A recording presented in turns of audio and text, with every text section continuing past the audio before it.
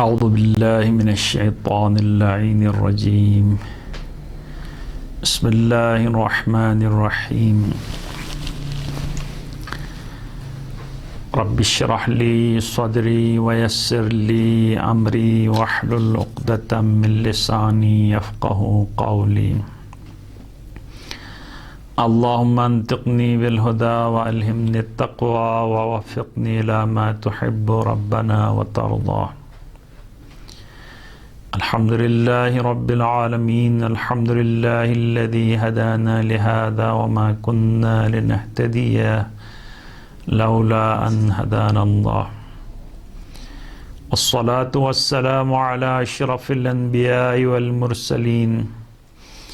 حبيب إله العالمين بالقاسم المصطفى محمد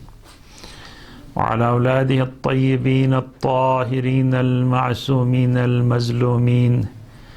الذين أذهب الله عنهم الرجس وطهرهم تطهيرا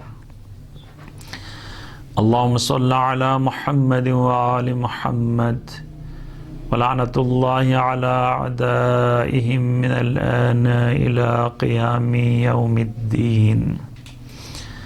اما بعد فقد قال الله تبارك وتعالى في كتابه الكريم ومبرم خطابه العظيم قوله الحق وهو أصدق القائلين بسم الله الرحمن الرحيم شهر رمضان الذي أنزل فيه القرآن هدى للناس وبينات من الهدى والفرقان خداوند تبارک و تعالیٰ نے انسان کو اپنی عبادت اور بندگی کے واسطے پیدا کیا اور یہی مقصد خلقت کائنات ہے، اور خداوند تبارک و تعالیٰ نے عبادت کے انداز سکھلانے کے لیے انبیاء بھیجے ہیں اور آسمانی کتابیں بھیجی ہیں۔ ان کتابوں میں سے آخری ہدایت کی کتاب قرآن مجید ہے، جس کو خداوند تبارک و تعالیٰ نے ماہ رمضان مبارک میں شب قدر میں نازل فرما کے ہمارے پر منت کیا ہے، اور اس مہینے کی فضیلت کی ایک وجہ یہی ہے کہ ہدایت کی کتاب پیغمبر کی دائمی ابدی معجزہ اسی ماہ رمضان مبارک کی شب قدر میں نازل ہوا۔ اس وجہ سے خداوند تبارک و تعالیٰ نے اس مہینے کو روزے کی جیسی عبادت کے ساتھ مخصوص کر دیا کہ پورے سال بھر کے 12 مہینوں میں سے ماہ رمضان کو یہ اعزاز حاصل ہے کہ ہم خدا کی روزے کے ذریعے سے اس مہینے میں عبادت کریں، اور پھر روزے کے ساتھ ساتھ دیگر جتنی عبادتیں ماہ رمضان میں ہمیں بجا لانے ہیں، ان میں سے کہ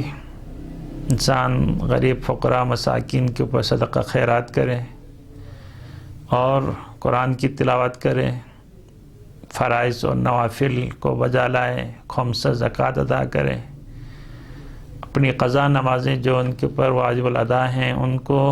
بجا لانے کی کوشش کریں، اپنے رشتہ داروں کے ساتھ نیک سلوک کریں،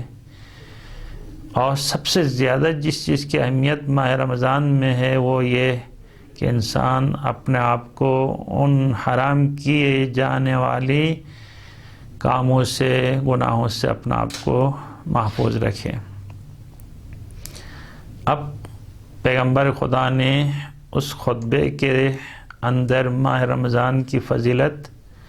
اور پھر اس مہینے میں بندگان خدا کو کون کون سے اعمال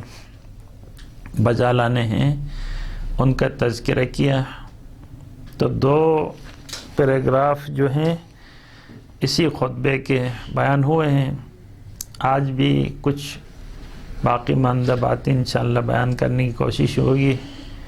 آپ سماعت فرمائیں گے تو انشاءاللہ بہت ہی عمدہ خطبہ ہے، آپ کی زندگی کو بدل سکتا ہے، آپ کو مقصد خلقت کائنات کے نزدیک کر سکتا ہے، اور اپنے عبادت کے لیے آپ کے دل آمادہ اور تیار ہو سکتے ہیں۔ تو آئیے، رسول پاک کا یہ فرمان ہے، ایھا الناس ان انفاسکم مرہونۃ باعمالکم، لوگوں آپ کی جانیں خداوند تبارک و تعالیٰ نے آپ کے اعمال کے اوپر رہن میں رکھی ہیں، یعنی یہ جانوں کی کوئی جہنم سے آزاد کرانے کی گارنٹی نہیں ہے الا آپ ایسے اعمال بجا لائیں گے جو اعمال آپ کے ان نفوس کو جو زنجیروں میں جکڑے جائیں گے، جہنم کے عذاب میں ڈال دیے جائیں گے، اس جہنم کے عذاب سے آزاد کرانا چاہتے ہو تو ففکوہا باستغفارکم، اپنے ان جانوں کو آزاد کروا دو کثرت کے ساتھ استغفار کے ذریعے، کیونکہ انسان گناہ کرنے کے بعد جب خداوند تبارک و تعالیٰ کی درگاہ میں توبہ تائب ہو جاتا ہے تو وہ بندہ ایسا ہوتا ہے جیسے التائب من الذنب کمن لا ذنب لہ، جو بندہ گناہ کرنے کے بعد اس گناہ سے توبہ کر لیتا ہے تو اس کی مثال اس بندے جیسی ہے جس نے اپنے زندگی میں کوئی گناہ نہ کیا ہو۔ لہٰذا خداوند تبارک و تعالیٰ نے یا عبادی الذین اسرفوا علی انفسہم لا تقنطوا من رحمت اللہ ان اللہ یغفر الذنوب جميعا، اس آیے مجیدہ کے ذریعے سے ہمیں یہ پیغام دیا ہے اپنے جتنے بھی گناہ کیے ہو ان گناہوں کے بارے میں میری رحمت سے مایوس مت ہونا، تم جب رجوع کرو گے میرے طرف تو میں تمہارے سارے گناہوں کو بخش دوں گا۔ وہ عابد جس نے ایک عرصے تک خدا کی عبادت کرتے رہے اور درمیان میں شیطان کے بہکاوے میں آ کے اس نے عبادت چھوڑ دی اور پھر دوبارہ ایک عرصہ معصیت الہی کے مرتکب ہوئے، پھر پشیمان ہوئے، ایک دفعہ تنہائی میں خداوند تبارک و تعالیٰ سے التجا کرتے ہیں، پروردگارا مجھ سے غلطی ہوئی، اتنا عرصہ آپ سے دور رہا، اب میں چاہتا ہوں دوبارہ آپ کی طرف آ جاؤں، کیا مجھے قبول کریں گے؟ کیا میری توبہ قبول ہوگی؟ تو خداوند تبارک و تعالیٰ کی طرف سے اسے الہام ہوا، بندے اذا احببتنا احببناک، جس وقت آپ میرے محبوب بندے تھے، میری عبادت کر کے تم مجھ سے محبت کرتے تھے تو میں نے بھی تم سے محبت کی تھی، وَإِذَا تَرَكْتَنَا تَرَكْنَاكَ، جب تم نے ہمیں چھوڑ دیا درمیان میں تو ہم نے بھی تمہیں چھوڑ دیا، اور اسی جب ہم نے چھوڑ دیا اسی وقت تم نے فَإِذَا عَصَيْتَنَا، ہماری معصیت کی، ہماری مخالفت کی، ہمارے منہیات کے مرتکب ہوئے تو فَأَمْهَلْنَاكَ، میں نے سزا دینے میں جلدی نہیں کی، میں نے تمہیں مہلت دی، اب وَإِذَا رَجَعْتَ إِلَيْنَا فَأَقْبِلْنَاكَ، اب دوبارہ آنا چاہتے ہو میری طرف تو میں دوبارہ تمہیں قبول کرتا ہوں، آئیے۔ خداوند تبارک و تعالیٰ اپنے ان بندوں کو اتنا دوست رکھتا ہے، ان اللہ یحب التوابین و یحب المتطہرین، توبہ کرنے والوں کو خدا دوست رکھتا ہے اور پاک و پاکیزہ رہنے والوں کو خداوند تبارک و تعالیٰ دوست رکھتا ہے۔ اور حدیث میں توبہ کے بارے میں بہت ساری روایات موجود ہیں، بہت ساری آیات موجود ہیں، خداوند تبارک و تعالیٰ اپنے بندوں کی توبے کو قبول کرنے والا ہے، اور بندہ گناہ سے پشیمان ہو کے جب واپس آ جاتا ہے تو خداوند تبارک و تعالیٰ بھی اسے قبول کر لیتا ہے، نہ صرف قبول کر لیتا ہے بلکہ روایات میں ملتا ہے جب کوئی بندہ ایک عرصہ خدا کی معصیت کرنے کے بعد دوبارہ واپس خدا کی طرف رجوع ہو جاتا ہے تو خداوند تبارک و تعالیٰ کو ایسی خوشی محسوس ہوتی ہے جیسے کسی جوڑے کے ہاں ایک عرصے تک بچے نہ ہوں، اچانک وہ صاحبان اولاد بن جائیں تو ان کو جو خوشی ہوتی ہے کئی سالوں کے بعد بچے میں گھر میں پہلا بچہ پیدا ہونے پہ جتنی خوشی ہوتی ہے اس سے زیادہ خداوند تبارک و تعالیٰ کو خوشی ہوتی ہے۔ یا جس بوڑھی ماں کا بیٹا غائب ہوا ہو ایک عرصے تک، اور جب وہ بیٹا ایک عرصہ گزارنے کے بعد واپس جب دوبارہ اپنے والدین سے ملنے کے لیے آ جاتا ہے تو جتنی خوشی والدین کو ہوتی ہے اس سے زیادہ خوشی جو بندہ خدا سے دور ہوا ہو گناہوں اور معصیت کی وجہ سے واپس آنے پہ خدا کو محسوس ہوتی ہے۔ یا وہ بندہ جس نے سفر کے دوران اپنی سواری گما چکا ہو، جس کے اندر اس کی ضروریات زندگی تھیں، اور ڈھونڈتے ڈھونڈتے گرتے تڑپتے ہوئے جس وقت اس سے اپنی سواری مل جائے تو جس انسان کو جتنی خوشی ہوگی اس سے زیادہ بندگان خدا کے واپس خدا کی طرف رجوع ہونے پہ خدا کو خوشی ہوتی ہے۔ یا جو بندہ شدت کے ساتھ پیاس محسوس کرے اور اچانک اس سے پانی مل جائے تو جو پانی پی کے اس کو جو تسلی، اطمینان اور خوشنودی حاصل ہوتی ہے وہیں خداوند تبارک و تعالیٰ کو خوشی حاصل ہوتی ہے۔ اور شاعر نے خداوند تبارک و تعالیٰ کی اس رحمت کا کرشنما اور عنایت کو دیکھ کے اس طرح کہا، باز آ ہر آنچ کے ہستی باز آ، اے میرے بندو واپس آ جاؤ میری طرف، جیسے ہو واپس آ جاؤ۔ گر کافری غبری بت پرستی باز آ، اگر تم کافر ہو، یہودی ہو، بت پرست ہو، پھر بھی آ جاؤ میری طرف۔ ان درگاہ ما درگاہ ناامیدی نیست، میرا یہ دربار نا امیدی کا دربار نہیں ہے۔ صد بار اگر توبہ شکستی باز آ، اگر 100 دفعہ توبہ کر کے توڑ چکے ہو پھر بھی آ جاؤ، میں تمہیں قبول کرتا ہوں۔ اب جب خداوند تبارک و تعالیٰ اتنا مہربان ہے اپنے بندوں کے بارے میں، تو اپنی نفوس کو جو گناہوں کی وجہ سے جہنم میں قید و بند اور پابند سلاسل ہونے جا رہے ہیں تو ان کو اپنے خدا سے معافی مانگ کے استغفار کے ذریعے سے اپنے ان بدنوں کو، ان جانوں کو آزاد کر دو۔ وَظُهُورُكُمْ مُثَقَّلَةٌ مِّنْ أَوْزَارِكُمْ، آپ کی یہ پشتیں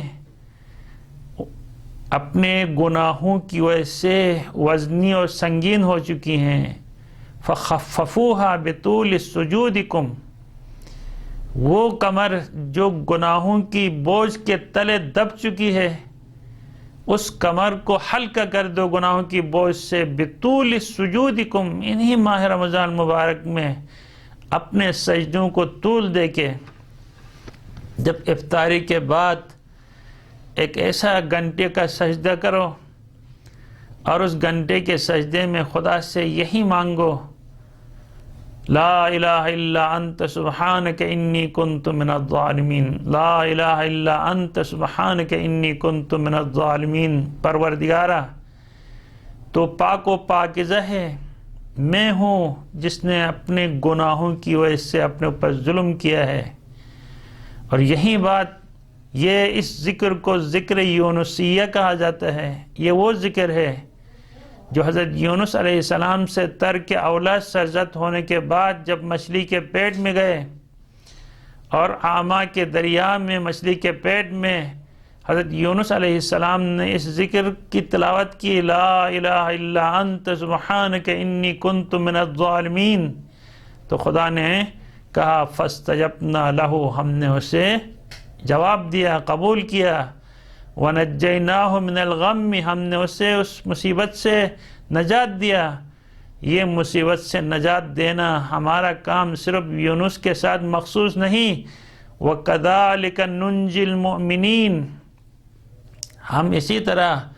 ہمارے اوپر جنہوں نے بھی ایمان لانے کے بعد گناہوں کی وجہ سے اپنے اوپر ظلم کیے ہیں ان سب کو اسی طرح نجات دیتے ہیں۔ خداوند تبارک و تعالیٰ کی طرف سے اتنے بڑے آفر کے بعد اگر ماہ رمضان مبارک میں اس کے بندے خدا سے توبہ طائب نہیں ہو کے اپنی عیاشی، کھیل کود اور دیگر کھانے پینے کی مصروفیات میں مشغول رکھیں، واقعاً بدقسمت ہوگا وہ انسان، بدبخت ہوگا وہ انسان، شقی ہوگا وہ انسان۔ اسی خطبے کے شروع میں رسول خدا نے یہی فرمایا، شقی ہوگا وہ انسان جس پہ ماہ رمضان گزر جائے اور وہ اپنے گناہوں کو نہ بخشوا سکے، اور جس بندے کے اوپر ماہ رمضان گزر جائے وہ اپنے گناہوں کو نہیں بخشوا سکتا، تو پھر اگلے سال تک پھر کہیں اور اپنے گناہوں کو نہیں بخشوا سکتا سوائے اللہ ان کے عرفہ کے دن اگر وہ کوشش کرے۔ اب خداوند تبارک و تعالیٰ نے کہا آپ کے اگر کمر گناہوں کے تلے، بوجھ کے تلے دب چکی ہے تو ایک طولانی سجدہ کرو، جس طولانی سجدے میں اپنی رب سے اپنے خطاؤں کا اظہار کرو، اپنے اوپر کیے جانے والے ظلم کا اظہار ندامت کرو، تو خدا کہتا ہے فاستجبنا لہ، میں اسے جواب دیتا ہوں۔ لا الہ الا انت۔ اگر ایسے دو سجدے، ایک انسان اسی ماہ رمضان میں مغرب کی نماز کے بعد، افطاری کے بعد ایک سجدہ 1 گھنٹے کا، اور ایک سجدہ صبح نماز کے بعد 1 گھنٹے کا، جس میں صرف یہی ہو لا الہ الا انت سبحانک انی کنت من الظالمین، لا الہ الا انت سبحانک انی کنت من الظالمین، تو ہمارے یہ جانیں بھی جہنم کے آگ سے آزاد ہوں گی، ہمارے یہ پشت گناہوں کی بوجھ سے ہلکی ہوں گی۔ وَعَلَمُوا أَنَّ اللَّهَ أَقْسَمَ بِعِزَّتِهِ أَن لَا يُعَذِّبَ الْمُصَلِّينَ وَالسَّاجِدِينَ۔ جان لو خداوند تبارک و تعالیٰ نے اپنی عزت کی قسم کھائی ہے کہ وہ نماز پڑھنے والے اور سجدہ کرنے والوں کو عذاب نہیں دے گا، اور جو بندہ سجدے میں ایسی ذکر کرے جس ذکر کو مچھلی کے پیٹ میں کیے جانے کی وجہ سے جب وہاں سے اسے نجات ملی ہے، تو یقیناً اس دنیا میں بھی جو اس ذکر کے بجا لانے سے اس دنیا کی اس مہلک بیماریاں، وبائی بیماریاں، اور خصوصاً اس کرونا وائرس کی موجودگی میں عالم انسانیت کو خطرہ لاحق ہوا ہے۔ ایسے میں اگر ماہ رمضان مبارک میں تمام مسلمان، جو آج ہماری بدقسمتی ہے، ہماری عبادت گاہیں بند پڑی ہوئی ہیں، خدا کے گھر ویران پڑے ہوئے ہیں، ہماری اجتماعات مان پڑ گئی ہیں، ہم مل کے کوئی خدا کی اطاعت اور بندگی نہیں کر سکتے ہیں کرونا وائرس کی وجہ سے۔ اب ایسے میں جب تک یہ وائرس ہے اس وقت تک یہی مشکل ہمارے ساتھ رہے گی، ہمیں مساجد سے دور رہنا پڑے گا، ہمیں اجتماعات سے دور رہنا پڑے گا، نماز جمعہ کی وہ عظیم سعادت سے ہمیں محرومیت سے دوچار ہونا پڑے گا۔ اس لیے اے مسلمانوں، اے لوگوں، اے بنی نوع انسان، آپ اپنے رب کے حضور یہی کہو لا الہ الا انت سبحانک انی کنت من الظالمین۔ تو جس طریقے سے یونس علیہ السلام کو نجات ملی، ہم سب کو اس کرونا وائرس سے نجات ملے گی۔ یونس علیہ السلام ایک بڑے بلا میں مبتلا تھے، وہ مچھلی کے پیٹ کے اندر آما کے دریا میں گرفتار تھے، جب اس ذکر کی وجہ سے اسے نجات ملی ہے، تو یقیناً ہم جب تہ دل سے یہ ذکر پڑھیں گے تو اس کرونا وائرس سے بھی ہمیں نجات ملے گی۔ وَأَن لَا يَرْوِئُهُمْ بِالنَّارِ يَوْمَ يَقُومُ النَّاسُ لِرَبِّ الْعَالَمِينَ۔ اور خداوند تبارک و تعالیٰ نے یہ قسم کھائی ہے قیامت کے دن جب لوگ کھڑے ہوں گے اپنے رب کے حضور، جہنم کی آگ میں انہیں نہیں ڈال دے گا جو لوگ نماز پڑھنے والے ہیں اور سجدے کرنے والے ہیں۔ یہ پیراگراف ختم ہوا۔ اب دوسرے پیراگراف میں کچھ خداوند تبارک و تعالیٰ کے بھیجے ہوئے رسول کا اپنے ماننے والے، اپنے امتیوں کے لیے کچھ ایسے عظیم عبادتوں کی نشاندہی فرما رہا ہے۔ ایھا الناس من فطر منکم صائما مؤمنا فی ھذا الشہر کان لہ بذلک عند اللہ عتق رقبۃ ومغفرۃ لما مضی من ذنوبہ۔ اگر اسی ماہ رمضان مبارک میں کوئی شخص کسی مومن روزہ دار کو افطاری دے تو اسی ایک مومن روزہ دار کو افطاری دینے کا اجر اور ثواب خدا کے پاس ایک غلام کے آزاد کرنے کے برابر ہے۔ ایک وَمَغْفِرَةٌ لِمَا مَضَى مِن ذُنُوبِهِ، ایک مومن کی افطاری کروانے پہ اس کے جتنے بھی گناہ اس سے پہلے اس سے سرزد ہوئے ہیں سب کی مغفرت اس افطاری کا اجر قرار دیا ہے خداوند تبارک و تعالیٰ نے۔ ایک مومن کو افطاری دینا گویا رائے خدا میں ایک غلام کو آزاد کرنے کے برابر۔ ایک مومن کو افطاری دینا گویا اس نے اپنے سارے گناہوں کے اوپر قلم عفو کو گزروا دیا خدا کے ذریعے سے۔ یہ خدا کے رسول کا وعدہ ہے، اور یقیناً ہم جیسے پست انسان بھی کسی کے ساتھ وعدہ کرتے ہیں تو ہم اس وعدہ خلافی نہیں کرتے، جزائے کی اشرف الانبیاء حضرت محمد مصطفیٰ صلی اللہ علیہ وآلہ وسلم کہے کہ کسی مومن روزہ دار کو افطاری دینے کے بعد اس کے گناہ بخش جائیں گے، اس کو غلاموں کی آزادی کا اجر مل جائے گا، اور بعد میں وہ ثواب نہ ملے یہ ناممکن ہے۔ صادق اور امین کا قول کبھی جھوٹ پہ مبنی نہیں ہو سکتا۔ اور اسی وقت جب فضیلت بیان ہوئی، کیونکہ پیغمبر کے زمانے میں بہت سارے لوگ غریب تھے، خود کھانے کے لیے محتاج تھے، پائی پائی کے محتاج تھے، غربت اور فقر اور تنگ دستی میں خود رسول خدا کی بھی کیفیت تھی، فقر اور تنگ دستی تھی۔ تو انہوں نے التجا کیا، فقیل یا رسول اللہ ولیس کلنا یقدر علی ذالک، یا رسول اللہ ہمارے مالی پوزیشن اتنی کمزور ہے کہ ہم کسی مومن روزہ دار کی افطاری پہ قادر نہیں ہیں۔ تو پیغمبر نے فرمایا فقال اتقوا النار ولو بشق تمرۃ، لوگو جہنم سے اپنے آپ کو بچا لو اگرچہ ایک کھجور کا آدھا ٹکڑا ہی کیوں نہ ہو۔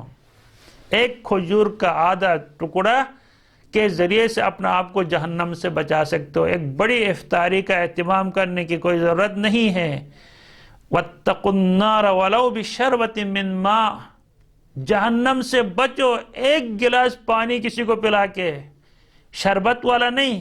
دودھ کا نہیں، یا کوئی اور مشروبات میں سے لذیذ شربت نہیں، ایک سادہ گلاس کسی مومن کو افطاری میں پیش کرو۔ میری خواہش ہے مومن آج میرے اس گلاس پانی سے آپ افطاری کر لو، بس اسی ایک گلاس پانی سے کسی کو افطاری دے دیں، ایک کھجور کا آدھا ٹکڑے سے کسی کی افطاری کروائیں، تو خدا کی طرف سے اس کے سارے گناہوں کی مغفرت اور غلاموں کی آزاد کرنے کی سند۔ اور فرماتے ہیں کہ ہمیں ماہ رمضان المبارک میں ایھا الناس من حسن منکم فی ھذا الشہر خلقہ، اگر چونکہ روزہ رکھنے کی وجہ سے انسان زیادہ بھوک کی وجہ سے انسان کا غضب تیز ہو جاتا ہے، غصہ تیز ہو جاتا ہے، جس کی وجہ سے وہ اپنے ماتحت کے اوپر برستا ہے، بد اخلاقی کا مظاہرہ کرتا ہے، گالی گلوچ دینا، دھمکیاں دینا اور چیخنا چلانا بد اخلاقی کا مظاہرہ کرتا ہے، لیکن خوف خدا کی وجہ سے عبادت خدا کی خاطر لوگوں تم میں سے اس مہینے میں جس نے اپنی اخلاق کو خوبصورت بنایا، اچھے اخلاق کا مظاہرہ کیا، تو اس کے لیے کان لہ جواز علی الصراط یوم تظل فیہ الاقدام، اس دن وہ بندہ اپنے حسن اخلاق کی وجہ سے پل صراط سے تیزی سے گزر جائے گا، جبکہ بہت سارے لوگوں کی قدمیں وہاں پہ ڈگمگا جائیں گے اور وہ پل صراط میں گر جائیں گے، پل صراط سے جہنم میں۔ لیکن یہ بندہ جس نے ماہ رمضان میں خوف خدا کی وجہ سے بس اپنے غصے کو پی لیا، کسی کے اوپر غصے کا اظہار نہیں کیا، اور حتیٰ گھر کے کاموں میں بیوی کے ساتھ دیا، سارے کام بیوی کے اوپر ڈال کے نہیں رکھا، خود بھی ساتھ، جھاڑو لگانے میں، برتن دھونے میں، کھانا پکانے میں، پکوڑے بنانے میں، اگر یہ انسان اپنی بیوی کا ساتھ دے کے بیوی کے ہاتھ بٹائے، یا گھر میں کوئی خادم ہے یا خادمہ ہے وہ یہ سارے کام کر رہے ہیں، اگر کوئی بندہ آ کے اس کے ساتھ مل کے ہاتھ بٹائے، اس کا بوجھ ہلکا رکھے اس نے بھی تو روزہ رکھا ہے، بیوی نے بھی روزہ رکھا ہے، ملازم نے بھی روزہ رکھا ہے، آپ نے بھی روزہ رکھا ہے، لیکن اپنی خوش اخلاقی کا مظاہرہ کرو گے تو پولیس رات سے تیزی سے گزر جاؤ گے۔ ومن خفف فی هذا الشہر اما ملکت، جس انسان نے یمین ایمانہ، جس انسان نے اس مہینے میں اپنے غلاموں کے بوجھ کو ہلکا کر دے، اس کے اوپر زیادہ ڈیوٹی عائد نہ کرے، اس سے زیادہ کام نہ لے لے، روزہ رکھا ہے بیچارے نے، اس کو تھوڑی سی تخفیف دے، ملازم ہو، گھر کی کنیز ہو، غلام ہو، یا کوئی ماتحت کام کرنے والا بندہ ہو جو مجبور ہو اس کے ہاتھوں پہ، اس سے کام کرنے پہ، اب وہ شخص روزے میں اس کے اوپر رحم کر کے اس کو تخفیف دیتا ہے تو خداوند تبارک و تعالی خفف اللہ علیہ حسابہ، کل قیامت کے دن خدا اپنے حساب اس کے اوپر ہلکا کر دے گا۔ بندے تم نے تو بہت کچھ کیا تھا، لیکن چونکہ تم نے اپنے غلاموں کے اوپر مہربانی کی، اب میری طرف سے تمہارے اوپر مہربانی ہے، میں تمہارا پائے پائے کا حساب نہیں لوں گا،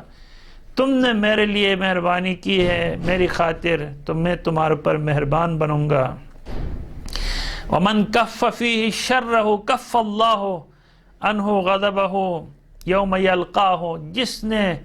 اسی مہینے میں غصہ آنے کے باوجود اپنے غصے کو پی جائے، اپنے شر کو لوگوں سے بچا لے، اپنے شر کو روک لے، کسی کو مار سکتا تھا، کسی کو ڈرا سکتا تھا، کسی سے زبردستی کچھ چھین سکتا تھا، لیکن دوسروں کے لیے شر سے، اپنے شر سے دوسروں کو بچا لے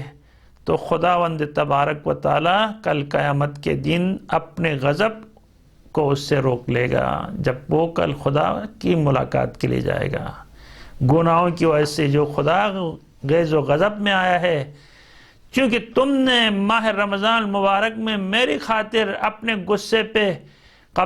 کنٹرول کر کے لوگوں کو اذیتیں نہیں پہنچائی، اب میں احسان کا بدلہ حل جزاء الاحسان الا الاحسان، میں بھی اپنے غضب کو تم سے روکوں گا، تم میرے غضب کا نشانہ نہیں بنو گے۔ ومن اکرم فیہ یتیما اکرمہ اللہ یوم یلقاہ، اگر کوئی بندہ اس مہینے میں کسی یتیم کے اوپر مہربانی کرے گا، اسے عید کے کپڑے دے گا، اسے ماہ رمضان کا خرچہ دے گا، اسے پیسے دے گا، اس کی تربیت کرے گا، کسی طریقے سے یتیم کے اوپر مہربانی کرے گا تو اکرمہ اللہ یوم یلقاہ، جب یہ انسان جس نے یتیم کے ساتھ مہربانی کی ہے کل قیامت کے دن خدا سے جب ملاقات کرے گا تو خدا اس کے اوپر مہربانی کرے گا۔ اب خدا کی مہربانی اور ہماری مہربانی کے درمیان آسمان زمین کا فرق ہوتا ہے، ہم کسی کو کچھ دینا اور خدا ہمیں دے دے، وہ اس کا وعدہ ہے 1 دو گے 10 دوں گا، 10 70 تک دوں گا، 700 تک گنا اضافہ کروں گا۔ ومن وصل فیہ رحمہ، اگر اس ماہ رمضان میں میری خاطر اپنے ناراض کسی رشتہ دار سے یا اپنے سے دور کسی رشتہ دار سے صلہ رحمی کرنے کے لیے جائے، ایک فون کرے، ایک تحفہ ان کے گھر بھیج دے، ایک اپنے والدین کے لیے، اپنے بھائیوں کے لیے، اپنے چاچا کے لیے، ماموں کے لیے ایک جوڑا کپڑے بھیج دے، صلہ رحمی کرے، ان کے گھر میں جائے ملنے کے لیے، تو خداوند تبارک و تعالی وصلہ اللہ برحمتہ یوم یلقاہ، خدا اپنی رحمت اس کے اوپر ڈال دے گا اس دن جب وہ خدا کے ساتھ ملاقات کے لیے جائے گا۔ پس جو بندہ اپنے رشتہ داروں کے اوپر رحم کرتے ہوئے ان سے ملے گا تو خداوند تبارک و تعالی کل قیامت کے دن اپنی رحمتوں کے ساتھ اس سے ملاقات کرے گا۔ ومن قطع فیہ رحمہ، اور اگر کوئی بندہ بخل، حسد، اناد اور دیگر نفسانی بیماریوں کی وجہ سے اپنے کسی رشتہ دار سے قطع تعلق کر لیتا ہے تو قطع اللہ عنہ رحمتہ یوم یلقاہ، خداوند تبارک و تعالی اپنی رحمت اس سے کاٹ دے گا کل اس دن جس دن یہ خدا کی ملاقات کرے گا۔ وَمَن تَطَوَّعَ فِيهِ بِصَلَاةٍ، اگر کوئی بندہ اس مہینے میں کوئی مستحب نماز پڑھے خدا کے لیے، جو عام روٹین کی جو آپ 70 رکعت نماز پڑھتے ہیں، اس کے علاوہ ماہ رمضان المبارک میں 2 رکعت کر کے 1000 رکعت نماز پڑھنا پورے ماہ رمضان میں مستحب ہے۔ اگر کوئی بندہ 1000 رکعت نماز پڑھے تو خداوند تبارک و تعالی کتب اللہ براءۃ لہ من النار، خداوند تبارک و تعالی اس بندے کو پورے 1000 نہیں، کوئی نماز پڑھے جہنم سے آزادی کا پروانہ عطا کرتا ہے۔ یہ لو تم نے میرے لیے ماہ رمضان میں مستحب نماز پڑھی، یہ لو میرے طرف سے آپ کو جہنم سے آزادی کا پروانہ۔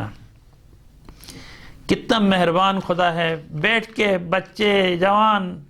بازاروں میں گھومنا پھرنا، موٹر سائیکل کے اوپر سوار ہو کے ادھر سے ادھر جانا، پارکوں کے اندر جا کے گپوں میں مصروف ہونا،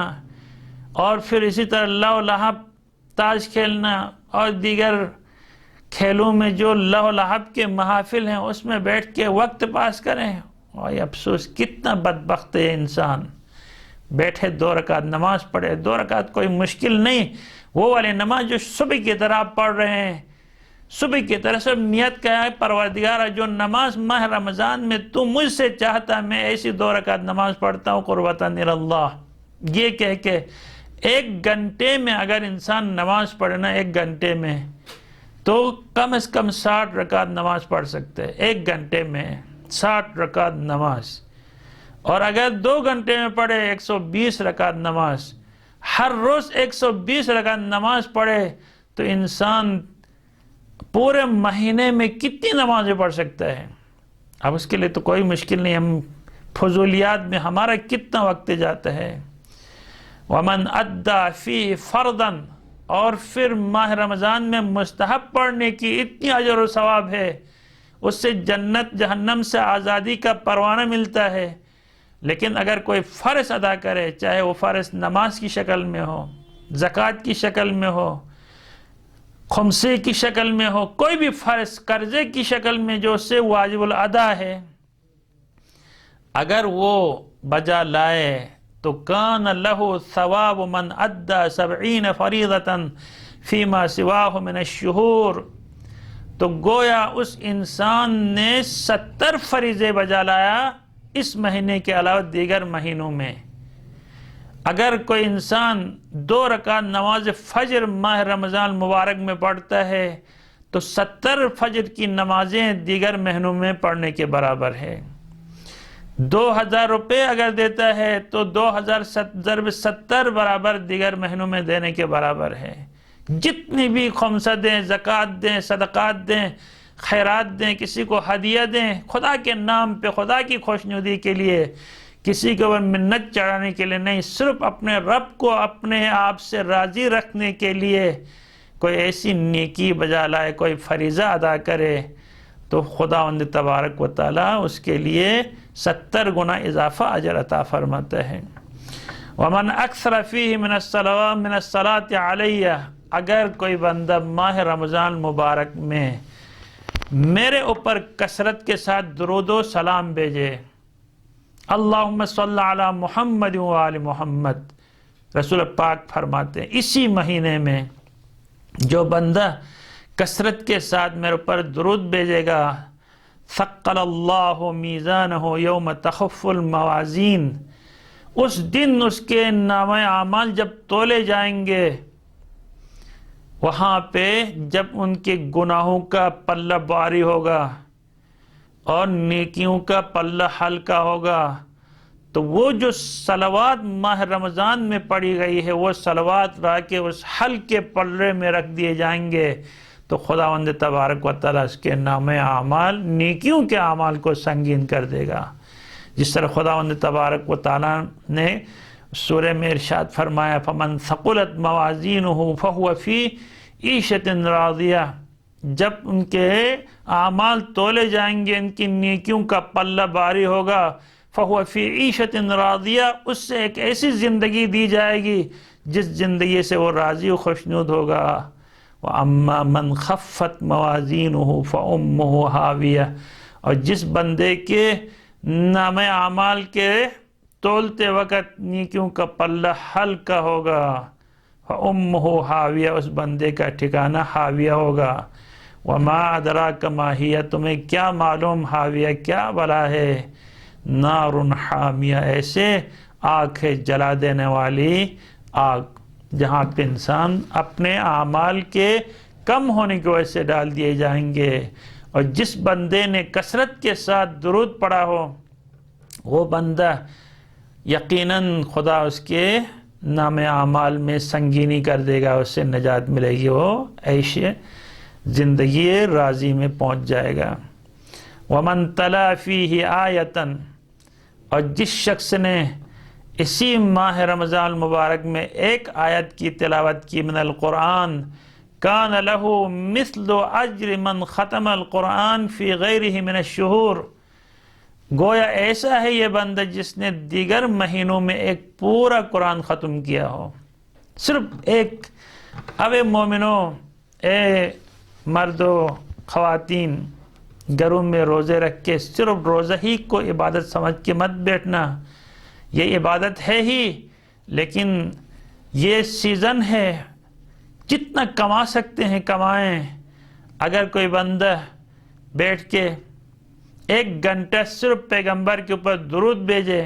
1 گھنٹے میں درود بھیجے،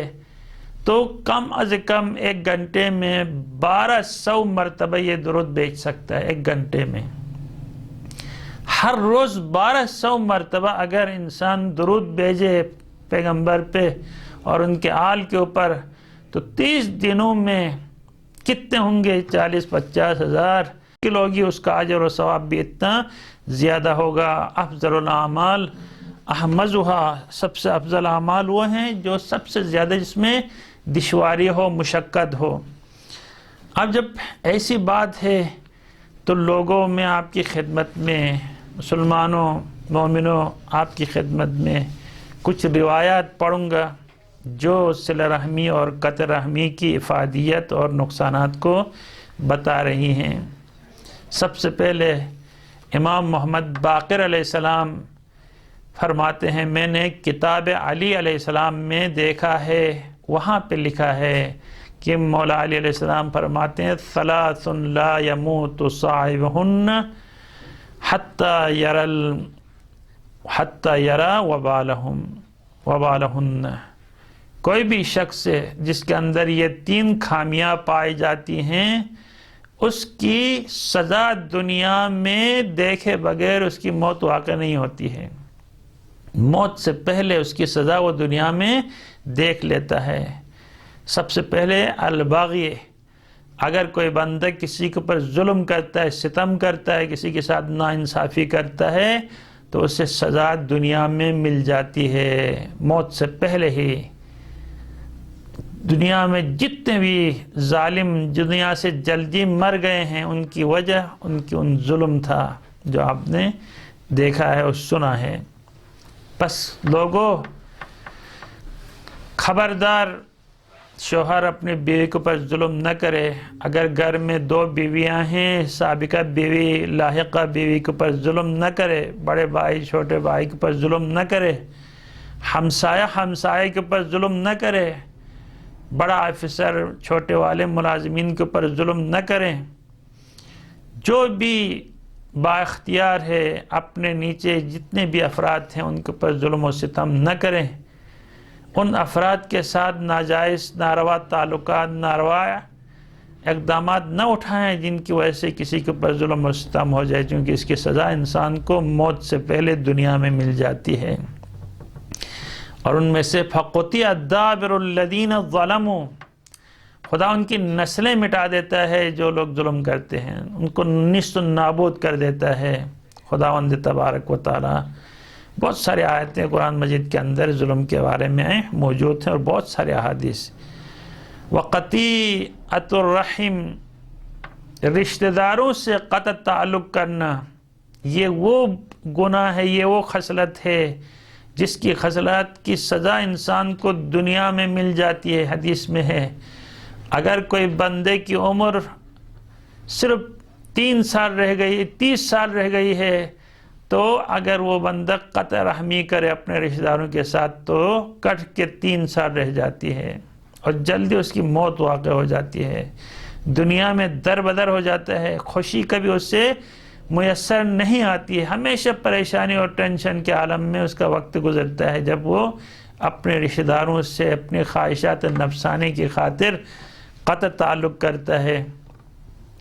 والیمین الکاذبہ، اور جھوٹی قسم کھانا، دنیا میں اگر کوئی بندہ جھوٹی قسم کھا لے تو یہ جھوٹی قسم یبارز اللہ بہا، حقیقت میں جھوٹی قسم کے ذریعے سے خدا سے یہ جنگ کر رہا ہے، خدا کی قسم کھا کے جھوٹ بول رہا ہے، تو یہ در واقع جھوٹ کے ذریعے سے خدا کا مقابلہ کر رہا ہے، خدا سے جو ہے جدل کر رہا ہے۔ وَإِنَّ أَعْجَلَ الطَّاعَةِ ثَوَابًا لَأَصِّلَةِ الرَّحِمِ، اطاعت میں سے وہ اطاعت جس کا ثواب بہت جلدی انسان کو مل جاتا ہے، وہ رشتہ داروں کے ساتھ نیکی کرنا۔ کوئی بھی بندہ اگر اپنی زندگی میں کاروبار میں ترقی نہیں ہوتا، ملازمت نہیں ملتی، اپنے کاموں میں اسے کامیابی نہیں ملتی، کبھی دیکھیں اپنے رشتہ داروں کے ساتھ صلہ رحمی کر کے پھر آپ کو کس طریقے سے اللہ پاک نوازتا ہے۔ عارف باللہ جناب رجب علی خیاط فرماتے ہیں، میرے پاس ایک تاجر آئے جو بلڈنگیں بنا کے فروخت کرتے تھے، اب اس نے بہت سارے لوگوں سے قرضے لیے تھے، بڑے بڑے فلیٹ بنائے تھے، فلیٹ بنا کے تیار ہیں، لیکن کوئی خریدنے والا نہیں آتا، جس کی وجہ سے وہ قرض دار آ کے اس کا جینا حرام کر دیتے ہیں، بھاگ کے چھپ چھپ کے رہتا ہے۔ آخر میں اس آغا رجب علی خیاط کے پاس آ کے اپنی پریشانی بیان کرتے ہیں، آغا صاحب کیا کروں، بلڈنگیں بن چکی ہیں لیکن خریدنے والا کوئی نہیں ہے، جس کی وجہ سے قرض داروں نے میرا جینا حرام کر دیا ہے۔ چونکہ عارف باللہ تھا، ان کی نظروں سے پردے چھٹ چکے تھے، تو خداوند تبارک و تعالیٰ نے انہیں عنایتیں کی تھی، تو اس نے کہا کہیں تمہاری بہن تم سے ناراض تو نہیں ہے؟ کہا ہاں مجھ سے میری بہن ناراض ہے۔